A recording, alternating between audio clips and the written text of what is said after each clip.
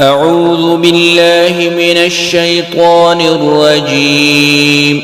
بسم الله الرحمن الرحيم. الحمد لله الذي أنزل على عبده الكتاب ولم يجعل له عوجا قيما لينذر بأسا شديدا من لدنه ويبشر المؤمنين الذين يعملون الصالحات أن لهم أجرا حسنا ماكثين فيه أبدا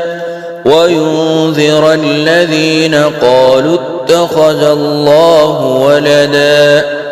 ما لهم به من علم ولا لآبائهم كبرت كلمة تخرج من أفواههم إن يقولون إلا كذبا فلعلك باخع نفسك على آثارهم إن لم يؤمنوا بهذا الحديث أسفا إنا جعلنا ما على الأرض زينة لها لنبلوهم أيهم أحسن عملا وإنا لجاعلون ما عليها صعيدا جرزا أم حسبت أن أصحاب الكهف والرقيم كانوا من آياتنا عجبا إذ أوى الفتية إلى الكهف فقالوا ربنا آتنا من لدنك رحمة وهيئ لنا من أمرنا رشدا فضربنا على آذانهم في الكهف سنين عددا ثم بعثناهم لنعلم أي الحزبين أحصى لما لبثوا أمدا نحن نقص عليك نبأهم بالحق إنهم فتية آمنوا بربهم وزدناهم هدى وربطنا على قلوبهم إذ قاموا فقالوا ربنا رب السماوات والأرض لن ندعو من دونه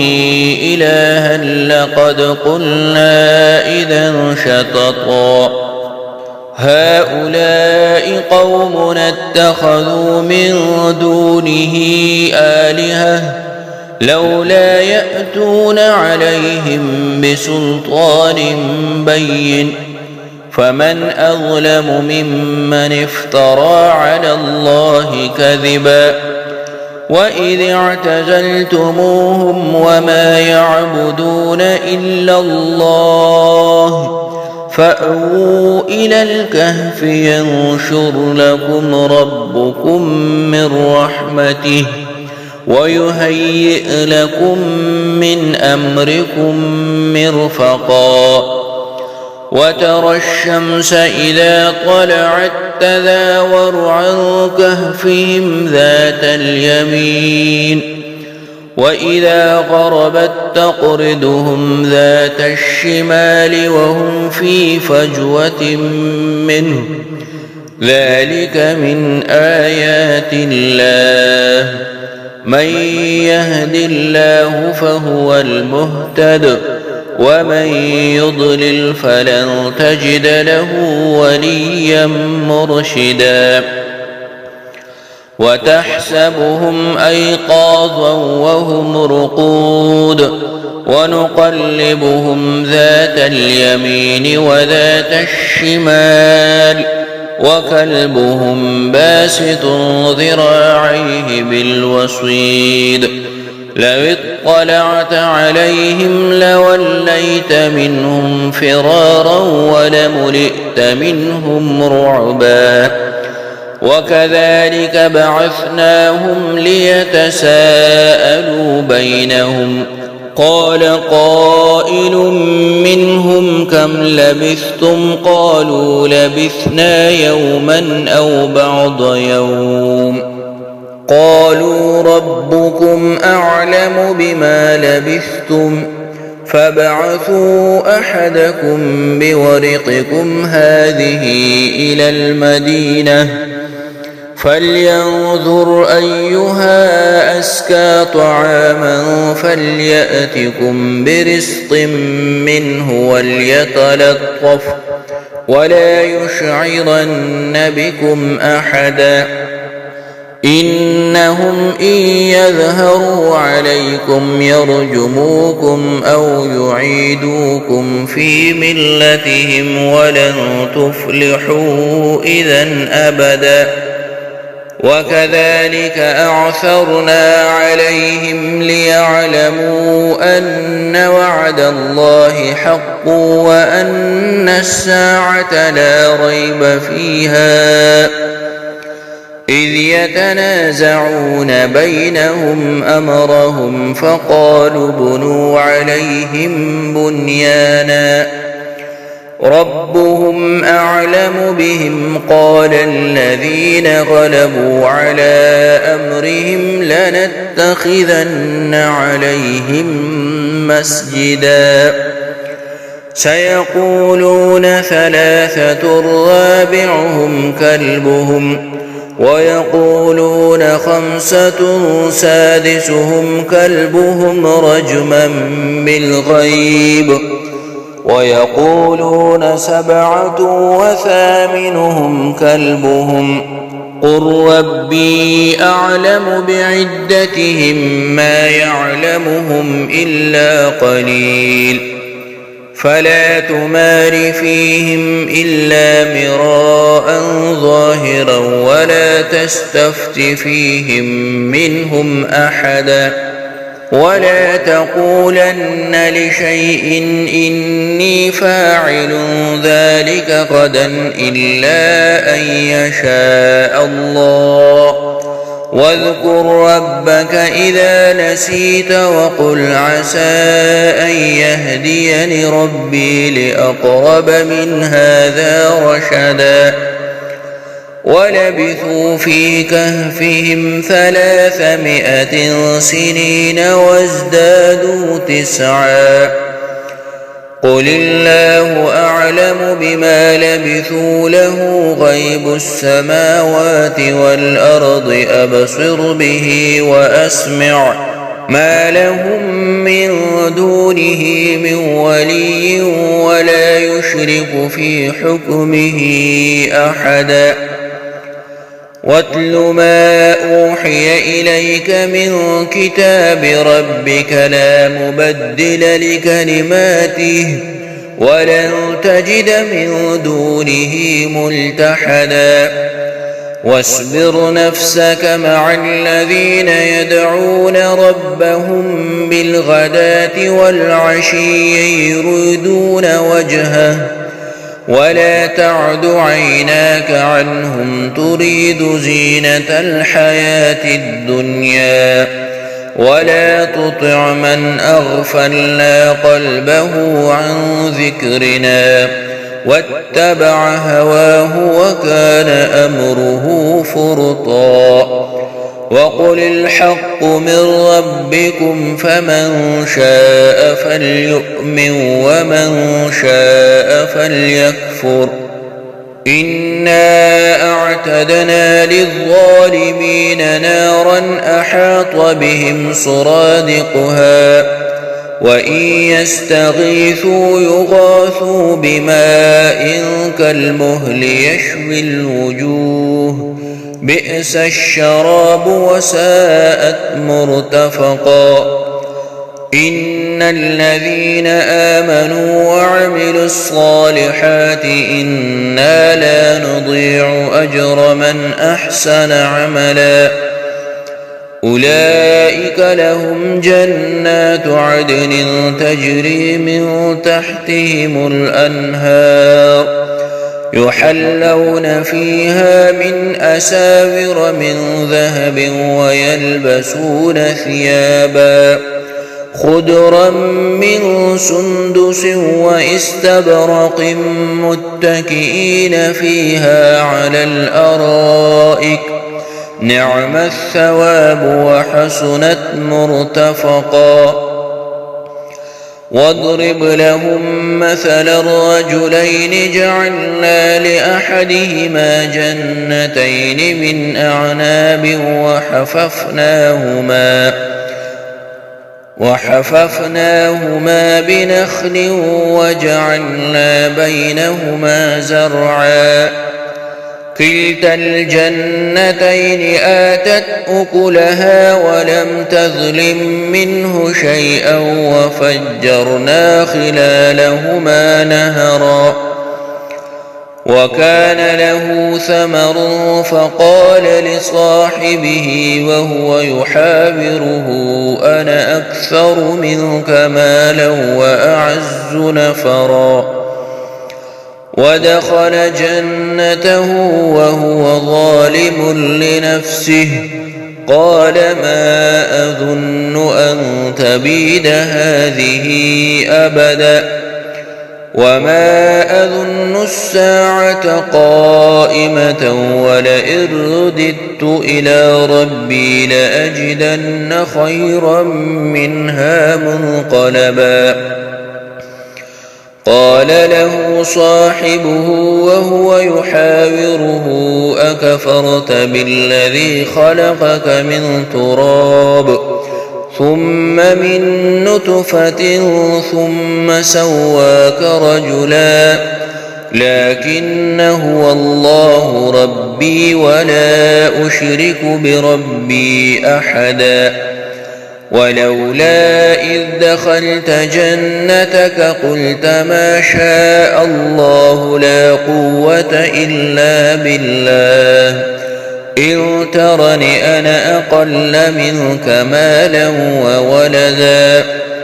فعسى ربي أن يؤتيني خيرا من جنتك ويرسل عليها حسبانا من السماء فتصبح صعيدا زلقا أو يصبح ماؤها غورا فلن تستطيع له طلبا. وأحيط بثمره فأصبح يقلب كفيه على ما أنفق فيها وهي خاوية على عروشها ويقول يا ليتني لم أشرك بربي أحدا ولم تكن له فئة ينصرونه من دون الله وما كان منتصرا. هنالك الولاية لله الحق هو خير ثوابا وخير عقبا. واضرب لهم مثل الحياة الدنيا كماء أنزلناه من السماء فاختلط به نبات الأرض فأصبح هشيما تذروه الرياح وكان الله على كل شيء مقتدرا. المال والبنون زينة الحياة الدنيا والباقيات الصالحات خير عند ربك ثوابا وخير أملا. ويوم نسير الجبال وترى الأرض بارزة وحشرناهم فلم نغادر منهم أحدا وعرضوا على ربك صفا لقد جئتمونا كما خلقناكم أول مرة بل زعمتم أن لن نجعل لكم موعدا. ووضع الكتاب فترى المجرمين مشفقين مما فيه ويقولون يا ويلتنا ما لهذا الكتاب لا يغادر صغيرة ولا كبيرة إلا أحصاها ووجدوا ما عملوا حاضرا ولا يظلم ربك أحدا وإذ قلنا للملائكة اسجدوا لآدم فسجدوا إلا إبليس كان من الجن ففسق عن أمر ربه أفتتخذونه وذريته أولياء من دوني وهم لكم عدو بئس للظالمين بدلا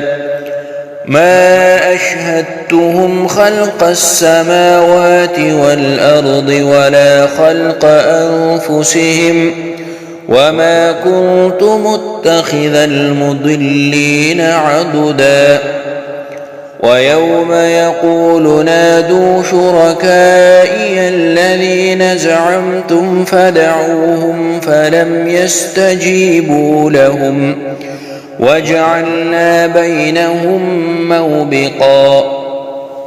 ورأى المجرمون النار فظنوا أنهم مواقعوها ولم يجدوا عنها مصرفا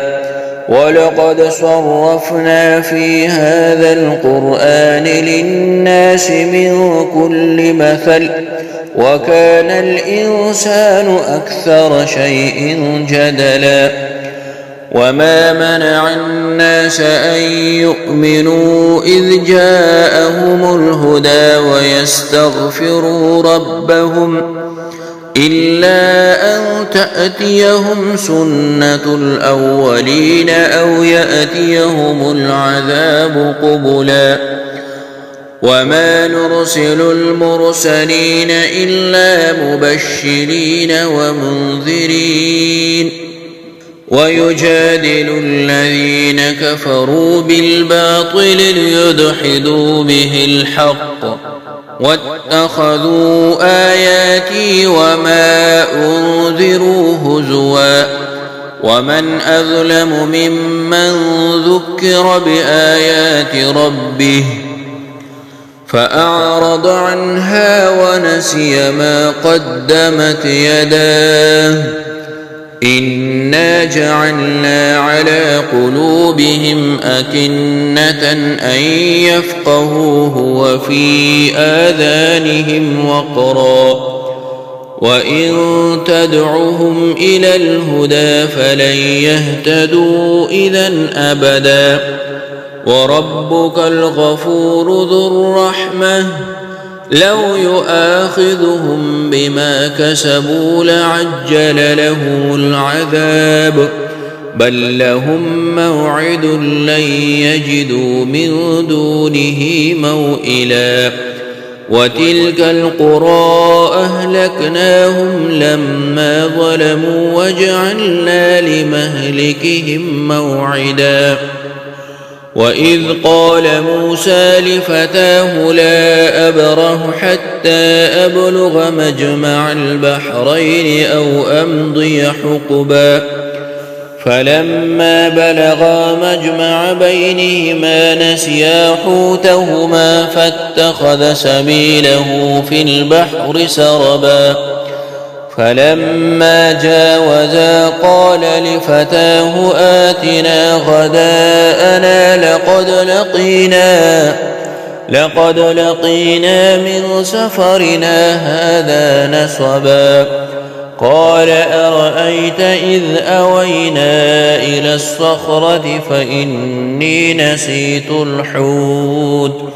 وما أنسانيه إلا الشيطان أن أذكره واتخذ سبيله في البحر عجبا قال ذلك ما كنا نبغي فارتد على آثارهما قصصا فوجدا عبدا من عبادنا آتيناه رحمة من عندنا وعلمناه من لدنا علما. قال له موسى هل أتبعك على أن تعلمني مما علمت رشدا؟ قال إنك لن تستطيع معي صبرا وكيف تصبر على ما لم تحط به خبرا؟ قال ستجدني إن شاء الله صابرا ولا أعصي لك أمرا. قال فإن اتبعتني فلا تسألني عن شيء حتى أحدث لك منه ذكرا. فانطلقا حتى إذا ركبا في السفينة خرقها قال أخرقتها لتغرق أهلها لقد جئت شيئا إمرا. قال ألم أقل إنك لن تستطيع معي صبرا؟ قال لا تؤاخذني بما نسيت ولا ترهقني من أمري عسرا. فانطلقا حتى إذا لقيا غلاما فقتله قال أقتلت نفسا زكية بغير نفس لقد جئت شيئا نكرا. قال ألم أقل لك إنك لن تستطيع معي صبرا؟ قال إن سألتك عن شيء بعدها فلا تصاحبني قد بلغت من لدني عذرا. فانطلقا حتى إذا أتيا أهل قرية استطعما أهلها فأبوا أن يضيفوهما فوجدا فيها جدارا يريد أن ينقض فأقامه. قال لو شئت لاتخذت عليه أجرا. قال هذا فراق بيني وبينك سأنبئك بتأويل ما لم تستطع عليه صبرا. أما السفينة فكانت لمساكين يعملون في البحر فأردت أن أعيبها وكان وراءهم ملك يأخذ كل سفينة غصبا. وأما الغلام فكان أبواه مؤمنين فخشينا أن يرهقهما طغيانا وكفرا فأردنا أن يبدلهما ربهما خيرا منه زكاة وأقرب رحما. وأما الجدار فكان لغلامين يتيمين في المدينة وكان تحته كنز لهما وكان أبوهما صالحا فأراد ربك أن يبلغا أشدهما ويستخرجا كنزهما رحمة من ربك وما فعلته عن أمري ذلك تأويل ما لم تسطع عليه صبرا. ويسألونك عن ذي القرنين قل سأتلو عليكم منه ذكرا. إنا مكنا له في الأرض وآتيناه من كل شيء سببا فأتبع سببا حتى إذا بلغ مغرب الشمس وجدها تغرب في عين حمئة ووجد عندها قوما. قلنا يا ذا القرنين إما أن تعذب وإما أن تتخذ فيهم حسنا. قال أما من ظلم فسوف نعذبه ثم يرد إلى ربه فيعذبه عذابا نكرا وأما من آمن وعمل صالحا فله جزاء الحسنى وسنقول له من أمرنا يسرا ثم أتبع سببا حتى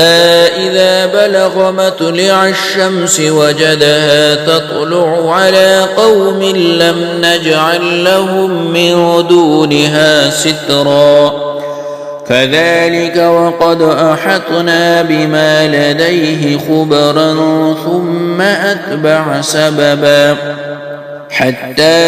إذا بلغ بين السدين وجد من دونهما قوما لا يكادون يفقهون قولا قالوا يا ذا القرنين إن يأجوج ومأجوج مفسدون في الأرض فهل نجعل لك خرجا على أن تجعل بيننا وبينهم سدا قال ما مكني فيه ربي خير فأعينوني بقوة أجعل بينكم وبينهم ردما آتوني زبر الحديد حتى إذا ساوى بين الصدفين قال انفخوا حتى إذا جعله نارا قال آتوني أفرغ عليه قطرا فما استطاعوا أن يظهروه وما استطاعوا له نقبا قال هذا رحمة من ربي فإذا جاء وعد ربي جعله دكاء وكان وعد ربي حقا وتركنا بعضهم يومئذ يموج في بعض ونفخ في الصور فجمعناهم جمعا وعرضنا جهنم يومئذ للكافرين عرضا الذين كانت أعينهم في غطاء عن ذكري وكانوا لا يستطيعون سمعا أفحسب الذين كفروا أن يتخذوا عبادي من دوني أولياء إنا أعتدنا جهنم للكافرين نزلا قل هل ننبئكم بالأخسرين أعمالا الذين ضل سعيهم في الحياة الدنيا وهم يحسبون أنهم يحسنون صنعا أولئك الذين كفروا بآيات ربهم ولقائه فحبطت أعمالهم فلا نقيم لهم يوم القيامة وزنا ذلك جزاؤهم جهنم بما كفروا واتخذوا آياتي ورسلي هزوا إن الذين آمنوا وعملوا الصالحات كانت لهم جنات الفردوس نزلا خالدين فيها لا يبغون عنها حولا قل لو كان البحر مدادا لكلمات ربي لنفد البحر قبل أن تنفد كلمات ربي ولو جئنا بمثله مددا قل إنما أنا بشر مثلكم يوحى إلي أنما إلهكم إله واحد فمن كان يرجو لقاء ربه فليعمل عملا صالحا ولا يشرك بعبادة ربه أحدا.